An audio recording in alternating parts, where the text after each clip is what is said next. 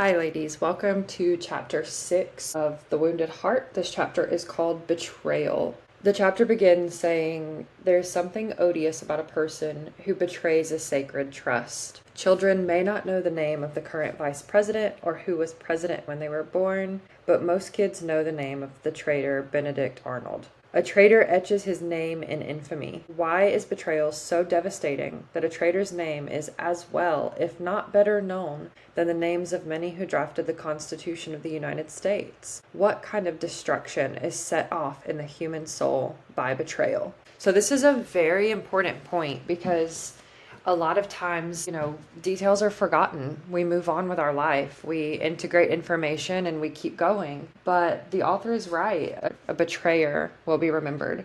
So he talks about how honor is the opposite of betrayal, and that all of our relationships as a human, everything that our society depends upon, is rooted in trust and respect. And being a human navigating this world, we have to think, can people count on you? And he says relationship cannot be endured unless the parties involved are honorable in intent and word. This is very important. And honor assumes the need for honesty and restitution. It's also important to note that failure opens the door to deepening trust, because it gives us an opportunity for wrongs to be righted and for wounds to be healed. So that's a very important part of knowing that we can trust someone. He says the antithesis of honor is hypocrisy. It turns any relationship from one of mutual support and consideration into an adversarial struggle for preeminence. The moment core trust is lost in a relationship,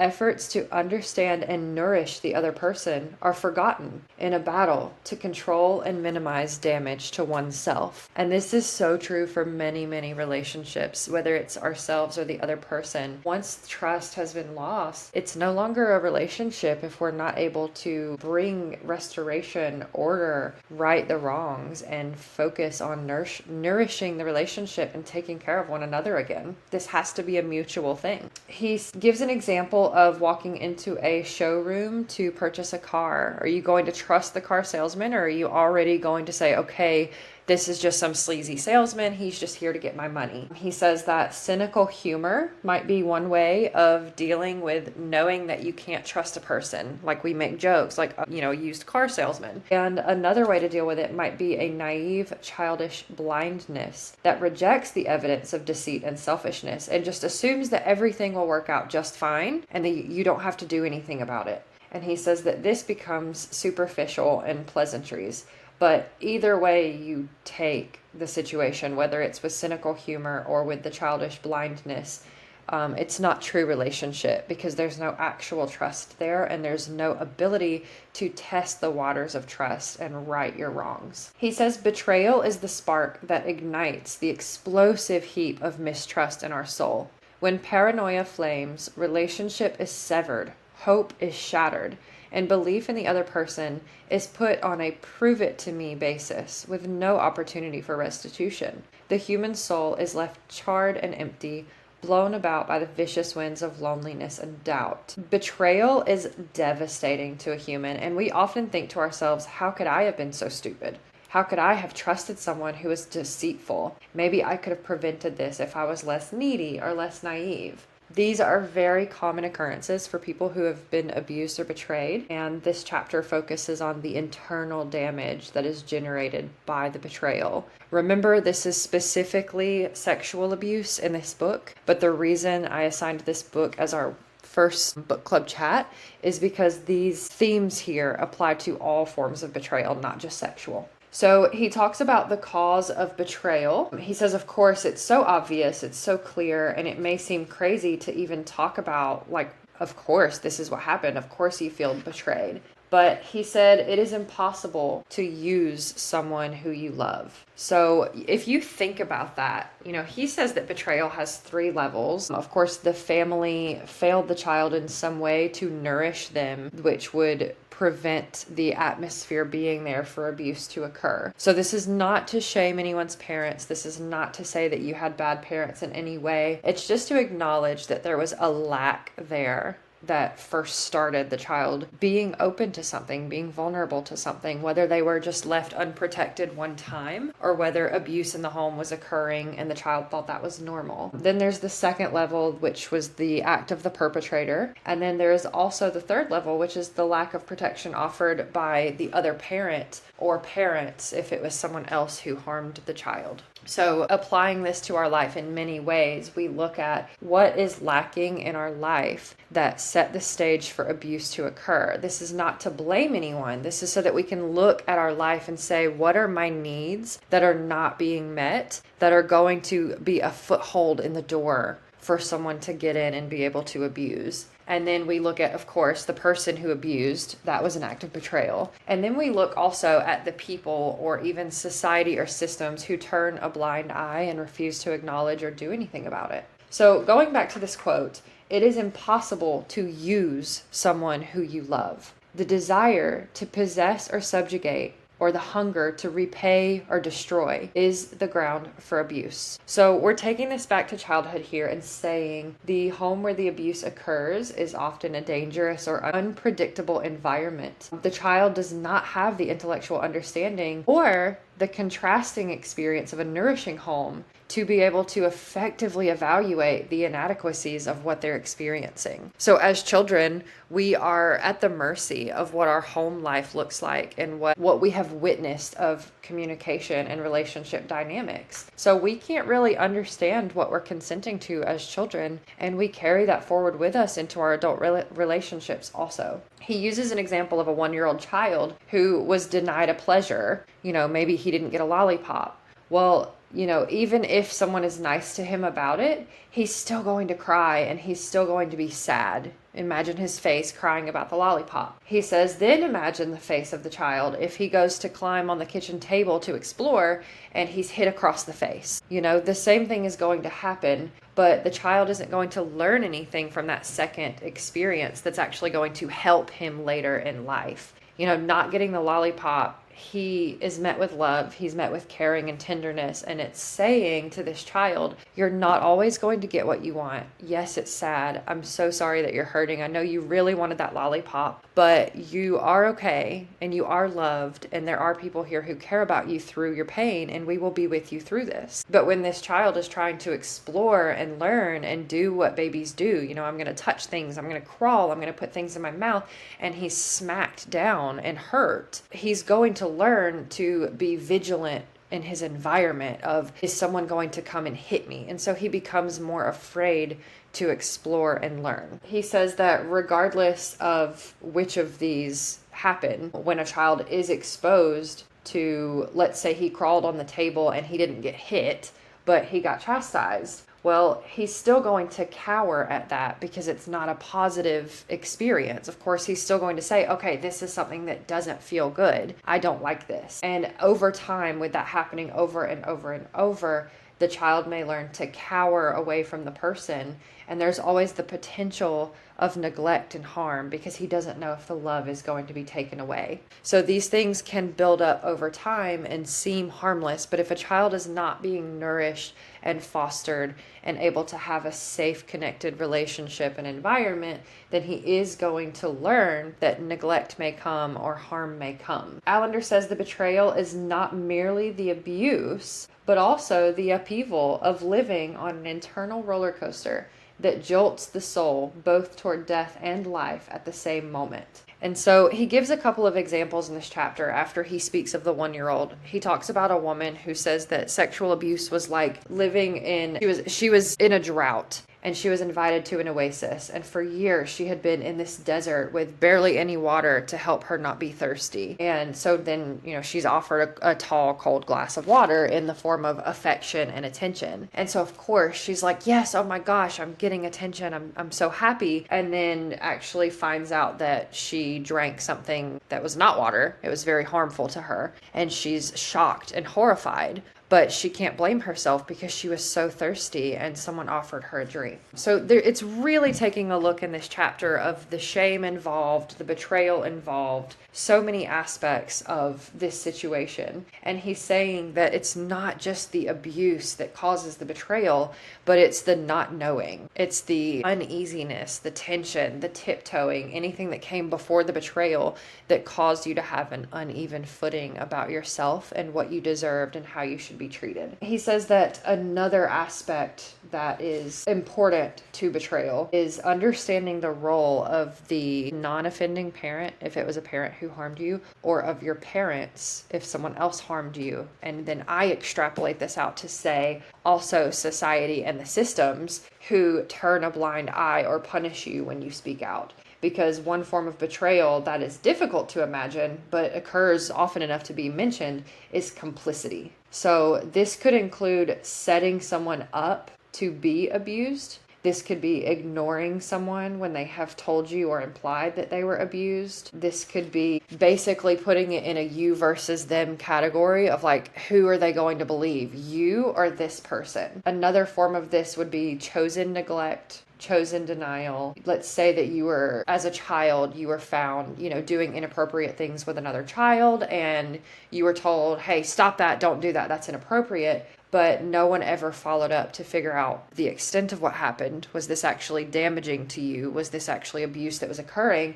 And also, why was this happening? Have you seen something that taught you this? Has someone treated you this way that taught you to do this? A parent may not be seeing the actual abuse occur, but they may see warning signs that should be looked into, and maybe they didn't know how to handle it. And so they chose to deny that or ignore it, or just didn't know better. Maybe they were raised that way. Even though this isn't always something to fault someone for and be angry with them about, it still happened and it was still damaging. And then another form of betrayal is not having a place to turn that is safe and believes you and validates your experience once the abuse has occurred. If this is parents and you've had these betrayals happen and you couldn't turn to them or they didn't listen to you, Allender says that the parent in this case chose the route personal comfort or self-protection, which could have been subconscious, over the parental responsibility of providing a safe environment for their child. And so a child internalizes this because this is a huge betrayal, and it will vary due to the type and intensity of the abuse, but the damage is there. So he talks about the cost of betrayal, what it does to a person. So number one, we have hypervigilance. We're constantly concerned with uncovering the ill intentions of others. We overthink their body language, frowns on their faces, awkward glances. We live in a profound self-consciousness of how others may see us. Life becomes centered around taking in evidence, not having a beautiful experience or relaxing into what we're experiencing, but constantly being aware of what's around us that could be a threat. This causes nearsightedness and exhaustion. So we miss details that would have come through if we were relaxed, and we also start to look for negative details in a lot of things. And we end up burned out by this. It's not healthy to sustain this. Betrayal also causes suspiciousness. The person may try to discount or deny any soul-damaging relationships, but then distance themselves from soul-enhancing involvement. He says, notice how a self-contemptuous woman handles a compliment about her attire. Very seldom will she warm to the remark. At times she may stiffen, she may brush it off in a comical retort about her old outfit, but in many cases, the past betrayal has inserted a filter that evaluates all kindness, warmth, and involvement in light of the question, what do you want? And what am I required to lose to keep you happy? So this can vary in severity, but the fear of danger and also of being dangerous to others coexist in the heart of the person who has been sexually abused. So they can turn suspiciousness against themselves also. When they start to feel warm feelings toward another person, they may evaluate this feeling as immoral or dangerous or like they're doing something they shouldn't be. Another cost of betrayal is distortion and denial. Two primary forms of this. We could have an inability to trust relational intuition, and we could have a bent toward conclusions of contempt. So of course we learn to doubt our own feelings. Of course we did. And if we were, of course we could not acknowledge our own tuition and just move blindly forward, because then at least we can't be to blame for what happened. But if we did acknowledge our intuition and trust what we're being told, then that would make what happened to us even more horrible, because then we would have to say, okay, I knew all along what was happening. I knew all along that this person was awful and I walked right into it. So regardless of which way we look at it, it looks bad on us. It feels awful. And so then comes the shame. Another element of this relational distortion is we jump to conclusions that do have contempt. So-and-so is flirting with me. Well, we may inaccurately jump to a conclusion of, oh, I must have led this person on somehow, even when we were innocent. It may be harder to accept, okay, that person just has a wicked heart, and they abused us, and nothing that I did caused it or could have prevented it. It's difficult for us to jump to that conclusion. It's easier for us to say, oh, I must have done something to deserve it. And when we distort these conclusions in our own mind, this is a survival mechanism. We're not doing this on purpose, but doing this over time to try to make sense of something so that we can cope. It eventually leads us to the necessity, he says, of deceiving others. And so we may try to elicit support or care. We may share details about our past pain. We may even come up with other stories to get that support response, but we don't even remember or talk about what actually happened to us. Again, we may not always be doing this on purpose, but sometimes this is our way of trying to gain control of the situation or gain a sense of power relationally so that we can at least control how people are responding to us. And this is a tactic that, again, kept us alive, kept us feeling safe, and it is absolutely not something that we should shame ourselves for. These are all the result of fragmented relationships, which is extremely damaging to a human. The consequences of betrayal are similar to the damage done by powerlessness, which we talked about a few chapters ago. Powerlessness was more on personal competence and control, and betrayal focuses more on the loss of hope in relationship. So the damage of betrayal is the deepening conviction that relationship can neither be enjoyed, trusted, nor expected to last. So we experience a loss of hope for intimacy, which is completely understandable because intimacy was the open door to abuse. When we lose our hope in this defensive way, our heart is basically refusing to be tempted again to feel love or enjoyment because we don't want it to be taken away. At least we can minimize our future pain if we just abandon the prospect of being that close to another person again. We could experience a loss of our hope in strength and justice. So you've got to think, we exercise strength on behalf of others in a protective capacity, sometimes out of duty, like a policeman risking his life, but sometimes as a natural byproduct of care, such as someone attacking your child. Of course, you will do anything to protect them without even thinking about it. And so you've got to think, when someone is abused, of course they give up hope for strong protection.